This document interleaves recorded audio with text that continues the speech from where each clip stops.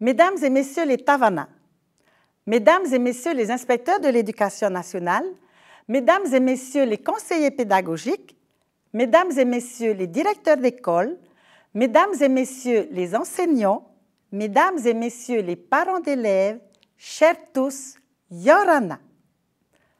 Notre école polynésienne valorise des parcours de réussite et d'excellence des élèves. D'abord, dans le second degré, 95% de réussite au bac général, 92% au bac technologique, 84% au bac professionnel. 2 élèves sur 3 dans une génération d'élèves nés la même année obtiennent un baccalauréat. L'orientation post-bac des élèves témoigne de leur réussite et de leur excellence. Chaque année, des jeunes Polynésiens sont admis dans des instituts d'études politiques, ce que l'on appelle Sciences Po, en école de commerce, en école d'ingénieur, suite à leur scolarité au Fénois. Chaque année, des jeunes intègrent les classes préparatoires aux grandes écoles de métropole, comme le lycée Montaigne à Bordeaux, le Parc à Lyon, Jonction de Sailly à Paris. À l'issue du bac professionnel, le pourcentage de bacheliers qui poursuivent des études post-baccalauréat a triplé depuis 2014. La part des bacheliers professionnels en STS s'approche de 40%.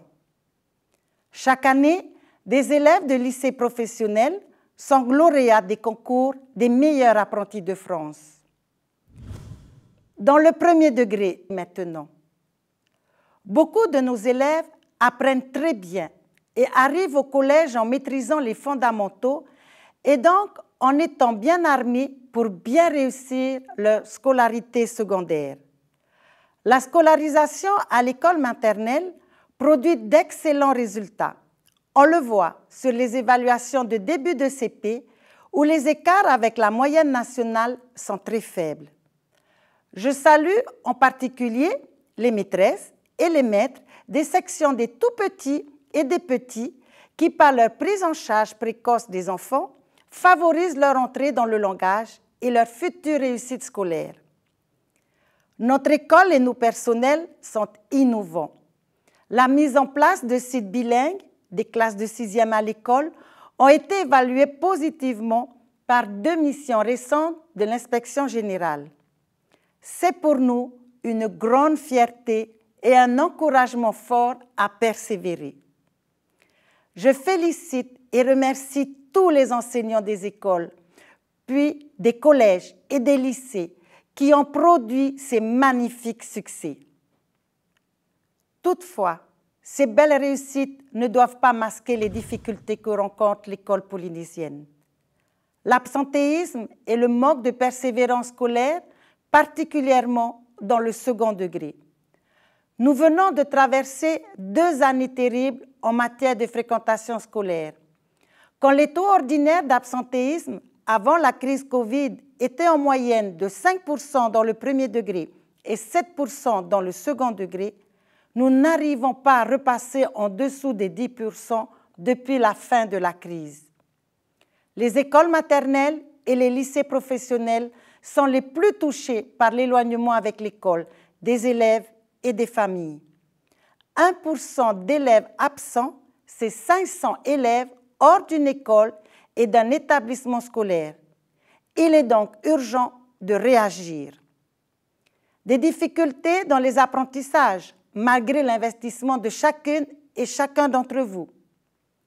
Nous trouvons aussi des faiblesses révélées par les évaluations nationales, en particulier dans 2 domaines clés dès la mi-CP, la compréhension de l'écrit en français et la résolution de problèmes en mathématiques.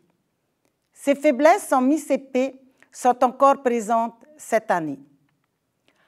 En début de 6e, 58% des élèves ont un niveau fragile ou insuffisant en compréhension de l'écrit. 55% ont un niveau fragile ou insuffisant en fluence de la lecture. 62% ont un niveau fragile ou insuffisant en résolution de problèmes. Ces alertes sont confirmées par les notes obtenues aux épreuves écrites du DNB, largement inférieures à 10 sur 20, puis lors des journées défense et citoyenneté, au cours desquelles 26% de jeunes Polynésiens sont repérés en difficulté de lecture.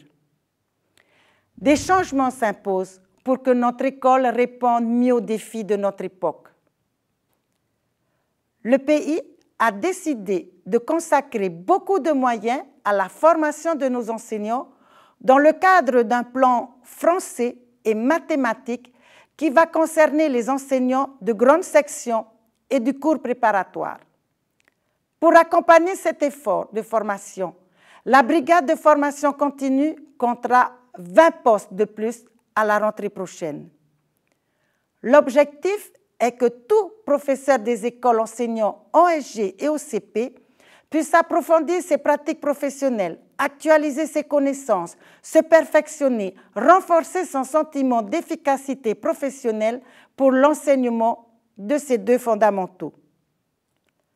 Pour aller au-delà, je vous invite à participer aujourd'hui à la réflexion collective sur ce que devrait être l'école polynésienne du XXIe siècle. Nous attendons de vos débats, de vos expertises, de vos expériences de terrain, des propositions pour construire ensemble notre école polynésienne. Ces assises sont organisées depuis des semaines par nos inspecteurs et leur équipe. Je leur adresse mes remerciements. J'adresse aussi, et par avance, mes remerciements aux conseillers pédagogiques et aux directeurs d'école qui vont animer le travail en atelier d'aujourd'hui. J'ai voulu que cette journée de classe soit banalisée pour tous les enseignants afin que chacun puisse y participer et puisse apporter sa contribution. Vous connaissez les 4 grandes questions sur lesquelles je vous invite à réfléchir, à débattre et sur lesquelles j'ai tant besoin de vos propositions. La première concerne les rythmes quotidiens d'apprentissage moins longs et mieux répartis sur la semaine pour les élèves. La seconde question concerne la réussite de la scolarisation à 3 ans. La troisième, celle des nouvelles obligations réglementaires de service pour les professeurs des écoles. Et enfin, la 4e question, celle des missions et du temps supplémentaire pour les directeurs d'école. Pour faciliter l'expression de tous, et en particulier des parents d'élèves, vous disposez pour vos travaux de ce matin des thématiques et des questions dans les différentes langues polynésiennes. Que va-t-il se passer après les assises d'aujourd'hui? À l'issue de vos travaux, je recevrai vos différentes propositions, la liste des points qui font l'objet d'accords et celle de ceux qui font l'objet de désaccords. Je réunirai à Tahiti le vendredi 10 juin des assises de synthèse. Elles réuniront les organisations syndicales, les élus des communes, des enseignants, des directeurs d'école, des parents d'élèves. Leur rôle sera de partager leurs constats, de définir collectivement une vision stratégique pour l'avenir de l'école polynésienne, de formuler des solutions opérationnelles qui serviront de support à un modèle que nous finaliserons dans les semaines et les mois à venir. L'ensemble des décisions à prendre sera mis en place à la rentrée 2023, après l'adaptation des textes et règlements qui portent sur l'école. Tout ce travail doit se faire dans l'écoute mutuelle, en prenant certes en compte la complexité et l'imbrication des décisions à prendre, mais en gardant toujours à l'esprit l'intérêt fondamental que représente le bien-être de l'enfant. Je fais confiance à votre intelligence, à notre intelligence collective pour inventer ensemble l'école polynésienne de demain. Je vous souhaite donc un bon travail. Je vous remercie.